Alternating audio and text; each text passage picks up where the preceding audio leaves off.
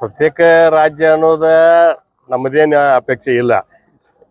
ಅದು ಉತ್ತರ ಕರ್ನಾಟಕಕ್ಕೆ ಇವ್ರು ಅನ್ಯಾಯ ಮಾಡಾಕತ್ತಾರಂದ್ರೆ ನಾವು ಅದನ್ನ ಕೂಗು ನಾವು ಎಬ್ಬಿಸ್ಬೇಕಾಕೈತಿ. ಆಗ ನಾವು ಅವ್ರು ಕೂಡ ಕೈ ಜೋಡಿಸ್ಬೇಕಾಕೈತಿ.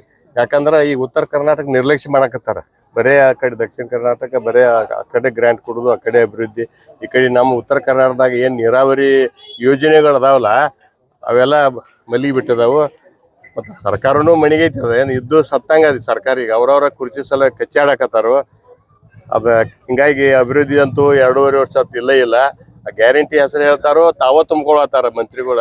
ಈಗ ಹೆಣ್ಮಕ್ಳಿಗೆ ಸರಿಯಾಗಿ ಅವು 2,000 ಬಂದು ಮುಟ್ಟಾಕ್ತಾ ಇರಲಿಲ್ಲ. ಬಸ್ ಒಂದು ಐತಿ ನೋಡ, ಓಡಾಡ್ತೈತಿ. ಬಸ್ನು ಫ್ರೀ ಅಂದ್ರೆ ಹೆಣ್ಮಕ್ಳಿಗೆ ಕರೆ ಹೆಚ್ಚು ಮಾಡ್ಲಿಲ್ಲ. ಬಸ್ ಹೆಚ್ಚು ಮಾಡ್ಬೇಕಾಗಿತ್ತು ಅದು. ಆದ್ರೆ ಈಗ ಶಿಕ್ಷಣ ಶಾಲೆಗಳಿಗೆ ದೊಡ್ಡ ಸಮಸ್ಯೆ. ಅವು ಹೊಳ್ಳಿ ಬರ್ತಾವ ಹುಡುಗರು. ಕೆಲವೊಂದು ಅವು ಜೋರ್ಲೆ ಹೋಗ್ತಿರ್ತಾರ ಸ್ಕೂಲ್ಗೆ.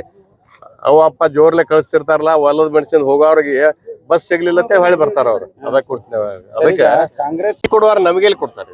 ನಮಗಂತೂ ಜೀರೋನ. ಈಗ 4ನೇ ಬಾರಿ ಶಾಸಕ. ಅದು 15 ವರ್ಷದಾಗ ಏನ್ ನಾವು ಅಭಿವೃದ್ಧಿ ಮಾಡಿದೇವಲ್ಲ, ಈಗ ಅದ 2.5 ವರ್ಷ, ಈಗ 17 ಆಯ್ತಲ್ಲ. 2.5 ವರ್ಷದಾಗಂತೂ ನಾವು ಆರಾಮದಿ. ಒಟ್ಟ ಏನ್ ಕೆಲಸ ಇಲ್ಲ, ಏನಿಲ್ಲ.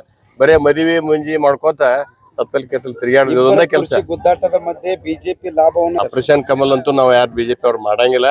ಅವರಾಗೆ ಕಚ್ಚಾಡಿ ಅವರಾಗೆ ಬಂದ್ರಂದ್ರ ನೋಡೋಣ ಮುಂದೆ ವಿಚಾರ ಅದ. ನಾವೇನು ಯಾರ ಕೈ ಹಾಕಂಗಿಲ್ಲ. ಬರೋ ಏನ್ ಕಡಿಮೆ, ಅವ್ರವ್ರೊಳಗೆ ಕಚ್ಚಾಡಿ ಬರೋ ಸಾಧ್ಯತೆ ಕಡಿಮೆ. ನಮ್ದು ಸರ್ಕಾರ ಆಗ್ತತಿ, ಅದ್ರಾಗೇನು ಎರಡು ಮಾಡ್ತೇವೆ. ಇನ್ನಷ್ಟು ಹೆಚ್ಚಿನ ಮಾಹಿತಿಗಾಗಿ ಫಾಲೋ ಮಾಡಿ ಬ್ರಿಗೇಡ್ ನ್ಯೂಸ್ ಕನ್ನಡ.